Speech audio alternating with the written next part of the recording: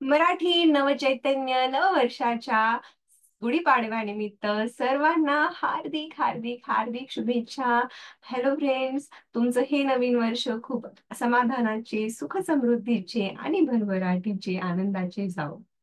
नमस्ते friends, मी शिला घाडगे, मी mindfulness life coach. आज तुमच्यासाठी घेऊन आलेली आहे नववर्ष स्पेशल एक मराठी लाईव्ह सेशन, जिथे मी तुमच्यासोबत काही गप्पा मारणार आहे, काही टिप्स देणार आहे तुमच्या आयुष्यासाठी, तुमच्या सुख समृद्ध आणि समाधानी आयुष्यासाठी. फ्रेंड्स, आपण जेव्हा कुठलाही सण सेलिब्रेट करतो, दिवाळी, दसरा, राईट, एक नवीन वर्ष, न्यू इयर सेलिब्रेशन, कोणाचा बर्थडे असेल, तर आपण आपल्या परिवारास, मित्रमैत्रिणीस, नातेवाईकास, आजूबाजूच्या लोकांना सर्वांना खूप खूप साऱ्या शुभेच्छा देतो. आणि त्या शुभेच्छा अगदी मनापासून असतात. आपण त्यांच्याबद्दल चांगलं विचार करतो, त्यांना शुभेच्छा देतो, त्यांना चांगलं फील करायला भाग पाडतो. दॅट इज कॉल्ड एक माणुसकी सगळ्या माणसांमध्ये असतेच. पण फक्त ही माणुसकी एका दिवसापुरती जागी होते. Do you agree that? आज नवीन वर्ष आहे. आज आपण सगळे विचार करतो, मागच्या सगळ्या गोष्टी विसरून एक छान सुरुवात करू, एक छान शुभेच्छा देऊ आणि एक छान आयुष्याची वाटचाल आपण करू. पण होतं काय, असं काहीतरी होत असतं आपल्या आयुष्यामध्ये, की ह्या नवीन वर्षाच्या शुभेच्छा कुठेतरी विसरून जात, कुठेतरी मागे पडत आपण आपल्या आयुष्यामध्ये खूप सारे प्रॉब्लेम्स फेस करत असतो. खरं पाहता आपल्या आयुष्यामध्ये जे काही पूर्ण आयुष्य असतं त्याच्यात 10%, फक्त 10% ह्या गोष्टी काही इन्सिडेंट्समुळे क्रिएट होतात. इन्सिडेंट्स, काहीतरी मोठा अपघात झाला किंवा काहीतरी एक इन्सिडेंट झाला जे की तुमच्या आयुष्यामध्ये तुम्ही त्या इन्सिडेंटमुळे दुःखी झाला, निराश झाला.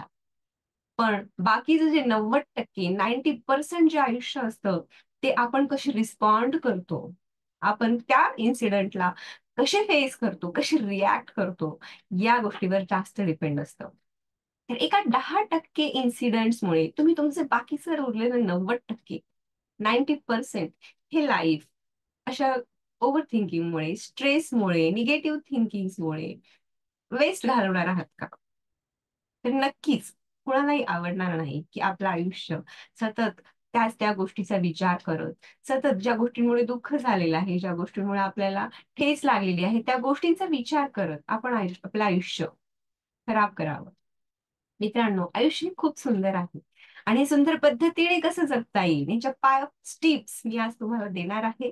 ह्या 5 टिप्स, हे 5 टेक्निक्स जर तुम्ही तुमच्या आयुष्यामध्ये युटिलाइज केला, तर तुमचं आयुष्य हे खरंच खऱ्या अर्थाने सुख समृद्धीने, आनंदाने आणि भरभराटीने जाणार, हे नक्कीच. लगेचच नोट करून घ्या. आपण चालणार आहोत आपल्या या 5 टेक्निक्स कडे, की जे तुम्ही यूज करून तुमच्या आयुष्यामध्ये सतत हॅपी, आनंदी, भरभराटीने तुमचं आयुष्य जगाल. लोक तुम्हाला पसंत करायला लागतील. तुम्ही एक पॉझिटिव्ह लाईफ कडे वाटचाल करणार. नंबर 1, हे 5 टेक्निक्स, हे 5 C's तुम्हाला तुमच्या आयुष्यामधून काढून टाकायचे आहे. Number 1 C is stop complaining. आपल्याला खूप सवय असते की आपण आपल्या भरपूर गोष्टींसाठी सतत कंप्लेन करत असतो. कंप्लेन करतो देवाकडे, या लाईफकडे, आजूबाजूच्या लोकांकडे.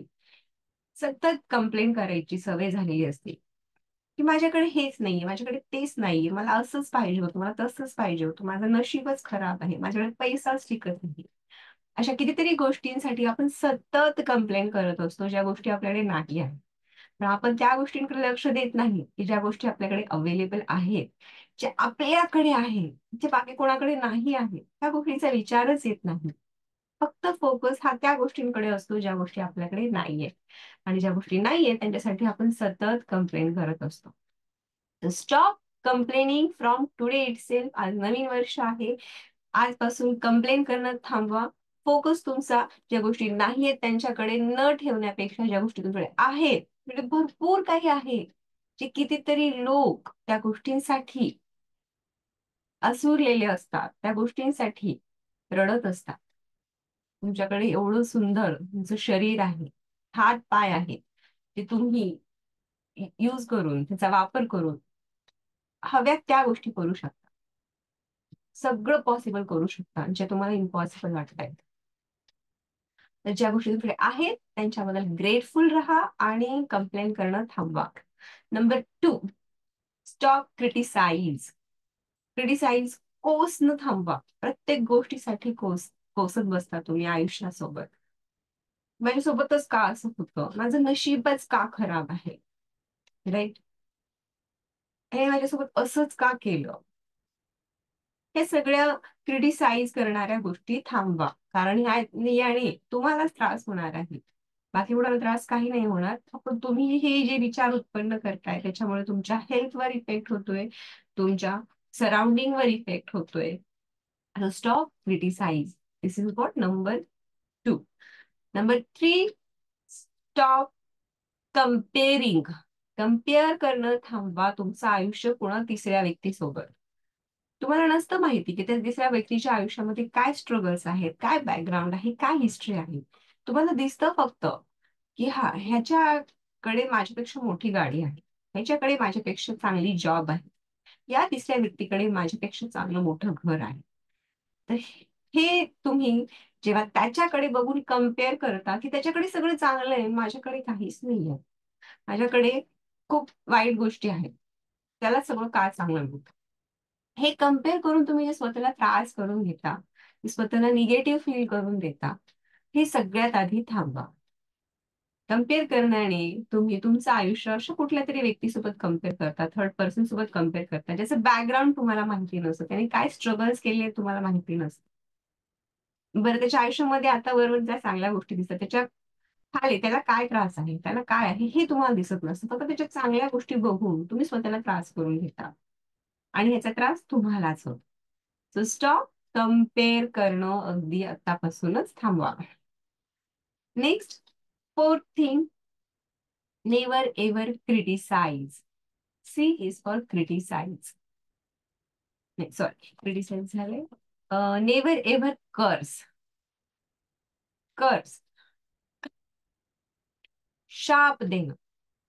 कोणामुळे तरी तुम्ही कधीतरी दुःखी झाला असता, कधीतरी तुम्हाला वाईट वाटलं असेल, कधीतरी तुमच्या आयुष्यामध्ये कोणीतरी काहीतरी बोलून गेलं असेल, तुम्हाला दुखावून गेलं असेल, तर तुमच्या मनामध्ये त्याच्याबद्दल खूप सारा हेट आहे.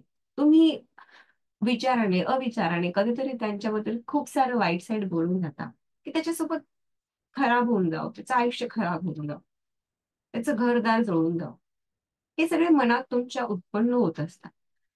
त्याचं थर्ड पर्सनचं काय होणार ह्याबद्दल काही सांगता नाही येणार, पण त्याच्यामुळे, ह्या विचारांमुळे तुमच्या आयुष्यामध्ये परिणाम होतोय, तुमचं आयुष्य खराब होतंय. याकडे लक्ष द्या. तुम्ही जर हे कर्सिंग करणं, दुसऱ्यांना शाप देणं, दुसऱ्यांबद्दल वाईट विचार करणं थांबवला तर नक्कीच तुमचं आयुष्य खूप छान होणार आहे. स्टॉप कर्स. And the 5th one is stop crying. हे बघा फ्रेंड्स, हे आयुष्य खूप सुंदर आहे.